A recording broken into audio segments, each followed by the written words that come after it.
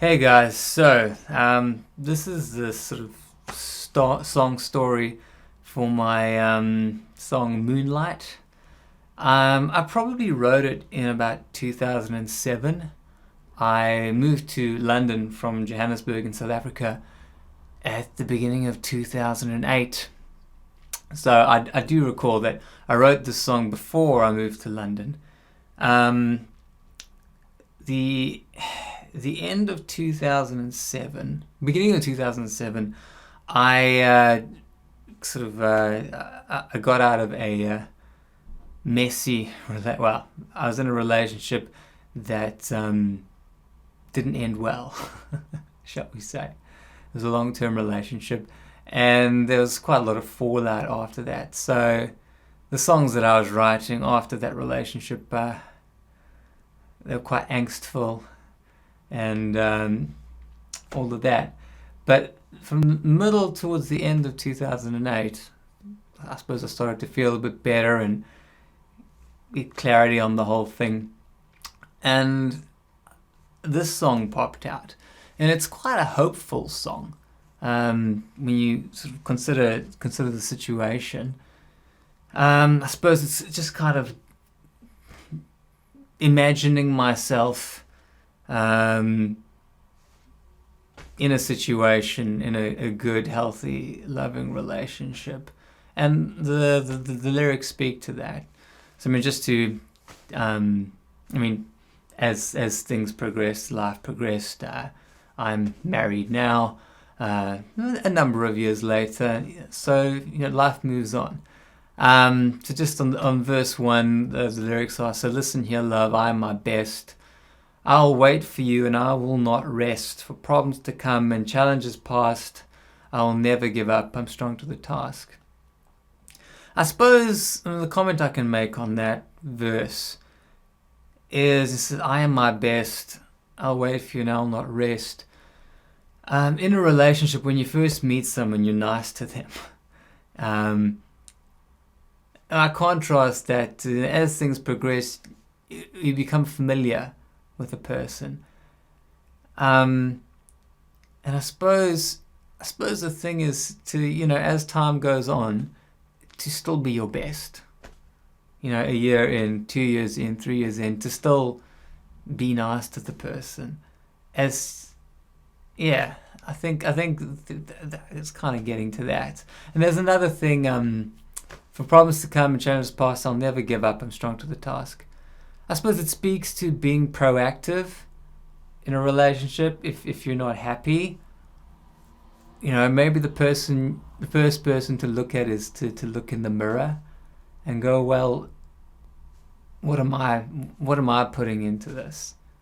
Am I causing this unhappiness? And even then, also to help be the change that you want to see in somebody else, to sort of model change and all that kind of stuff, rather than saying you should be this way.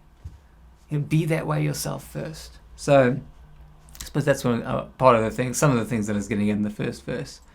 The chorus is quite fun. The lyrics: "And we'll dance at night by moonlight, and we'll swim naked in the sea. We will be only each other's every next breath to breathe." So that's the first part of the chorus. And it's just a great image. I suppose coming from that place where I was at the end of 2007, I suppose it's just a really hopeful, romantic thing to go, I will have romance again. I will have a wonderful time again.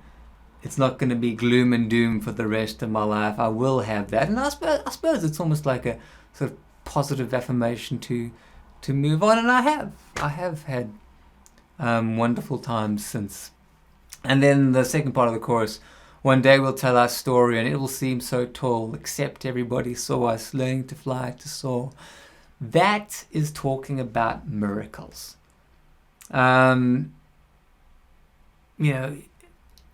You hope. It's easy to get down, but amazing, miraculous things that do happen, and they do happen every day. And it's basically, looking at a relationship and kind of going, we are going to make it. this is going to be amazing. We are going to get through the situation.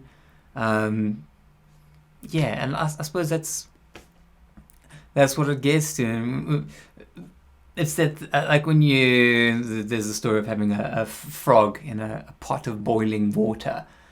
You turn up the temperature, the frog doesn't notice. Whereas if you threw a frog into hot water, it'll just sort of jump out. That's a really bad example, but it kind of illustrates that the people around you don't really appreciate how far you've come, or even you don't realize how far you've come when you're in the situation as the sort of temperature rises in a good way. But when you take a step back and go, whoa, a few years back I was here and now I'm here. That's crazy. It's amazing. And that's what the second part of the chorus talks to. The second verse is, you help me to put away regret, to pay off that debt. I suppose that talks to, we all have bias. We all have blind spots. And having somebody else in your life and just respect what they have to say is a really healthy thing. And it also just talks about, having the positive effect of hopefully another positive person in your life. You become like the people that you hang around. If everyone you hang around with is angry and shouting all the time, guess what you're going to become like? If everyone you hang around is positive, guess what you're going to become like? And at the end of the second verse, so I am yours alone, two different hearts and minds that are sown. I suppose that just talks to commitment. I suppose that's where it goes. And ultimately, in a relationship, you have to merge your life together. I heard someone say a profound thing about a long-term relationship that lasts. He said the relationship has lasted because after all these years, we've both changed in a way that's compatible with each other. So in a few years' time, you're not going to be the same person that you are, and neither is your partner, what they were all those years back. But hopefully you change in a way that is compatible with each other. And I think there's a degree of being proactive to that, and all of that. So here we go, me rambling on. The bridge, you're not alone, you're not alone, you're not alone. Sounds nice, kind of romantic. Yeah, hope you like this. Comment, like, subscribe, all of that. Yeah, hopefully I'll be recording a new song and lyrics to a new song, talking about them soon. Have fun. Cheers.